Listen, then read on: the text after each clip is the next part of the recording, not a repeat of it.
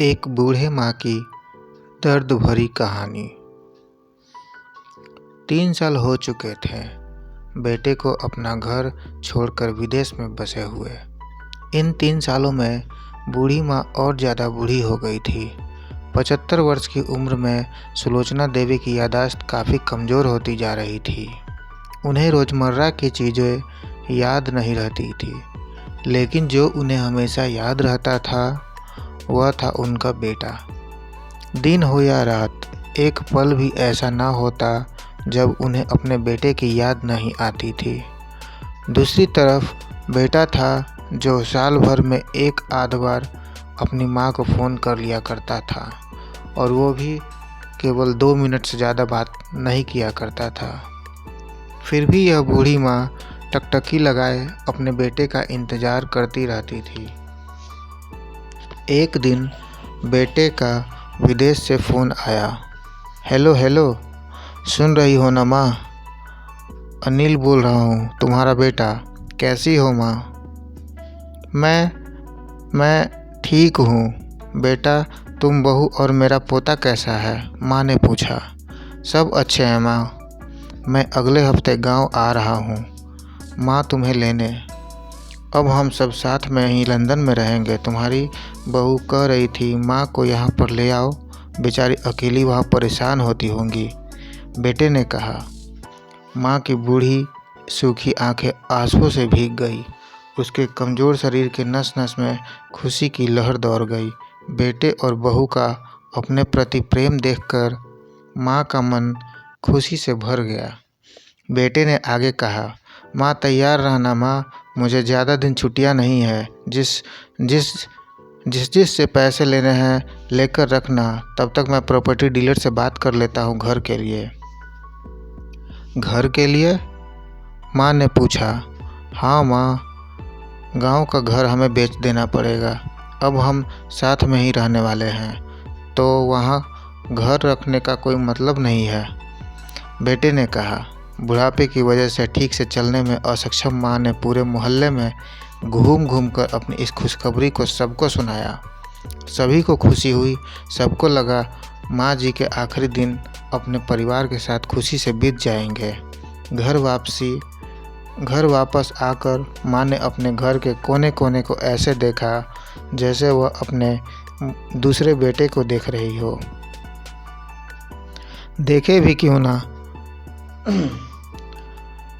क्यों ना, उस घर को अपने बेटे से कम थोड़ी समझा था। अपने पति के साथ 40 साल यहीं पे बिताए थे, लेकिन अब मजबूर थी।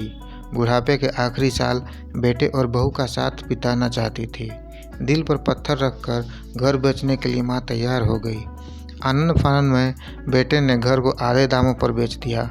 माँ ने ज़्यादा नहीं, लेकिन जिन चीज़ों से दिल लगाया था उन चीज़ों को समेटा और बेटे के साथ टैक्सी में बैठकर एयरपोर्ट के लिए चली गई। एयरपोर्ट पर आकर बेटे ने माँ से कहा, माँ तुम यहाँ बेंच पर बैठो, मैं सामान और बोर्डिंग पास की जांच कराकर आता हूँ। वहाँ वक्त लगता है और खड़ा रहना पड़ता है, तुम्हें तकलीफ़ होगी, तुम यहीं आराम करो। मैं यूँ गया और यूँ आया। माँ बेंच पर बैठ गई और बेटा अंदर चला गया। काफ़ी समय हो गया, बेटा वापस नहीं लौटा। माँ सोचने लगी, क्या ज़्यादा भीड़ होगी इसलिए देर लग रही होगी। अंधेरा होने को आया। अब तो लोगों की चहलकदमी भी कम होने लगी। माँ को अब चिंता होने लगी। एक कर्मचारी ने आकर पूछा, किससे मिलना है माँ जी? आपको यहाँ पर क्यों बैठी हैं? डरती हुई आवाज़ में सुलोचना देवी बोली, मेरा बेटा अंदर सामान की जांच कराने गया है, लंदन जा रहे हैं हम। क्या नाम है माँ जी आपके बेटे का? कर्मचारी ने पूछा। अनिल नाम है मेरे बेटे का, सुलोचना देवी ने बताया। कर्मचारी अंदर गया और थोड़ी देर बाद बाहर लौटा। उसने सुलोचना देवी से कहा, माँ जी लंदन जाने वाली फ़्लाइट तो दोपहर में ही जा चुकी है और आपका बेटा भी उस फ्लाइट में बैठकर लंदन जा चुका है। अब आपके यहाँ बैठने का कोई मतलब नहीं है, आप भी घर चली जाइए। क्या जा चुका है और मैं घर जाऊँ? घर माँ की आंखों से आंसुओं का सैलाब उठने लगा। जैसे तैसे माँ घर पहुंची, जो अब उसका था ही नहीं, बिक चुका था। वो वहीं बरामदे में तुलसी के पास सो गई। घर के नए मालिक को उस पर दया आई तो एक कमरा किराए से उसको दे दिया। पेंशन के पैसों से खाना और किराए का बंदोबस्त हो जाता था। दिन बीतने लगा। कुछ दिनों बाद घर के नए मालिक ने सुलोचना देवी से कहा, माँ जी, आप अपने रिश्तेदार के यहाँ पर जाकर क्यों नहीं रहती? इस उम्र में आपके लिए यही अच्छा रहेगा।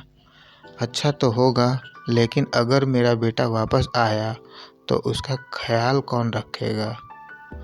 मेरा बेटा बहुत भोला है, उसे अपना ख्याल रखना बिल्कुल नहीं आता। मैं कहीं नहीं जाऊंगी, क्या पता कब उसे मेरी ज़रूरत पड़ जाए, माँ ने कहा। दोस्तों, सच बता रहा हूँ, माँ की ऐसी बातें सुनकर मेरे आंखों में आंसू आ गए। किसी ने सच ही कहा है, पूत कपूत हो सकता है, लेकिन माता कभी कुमाता नहीं होती। दोस्तों, आप सभी से हाथ जोड़कर विनती करता हूँ, अपने माता पिता की जितनी हो सके सेवा करना, उनके साथ कभी बुरा बर्ताव मत करना। आज के लिए बस इतना ही। धन्यवाद।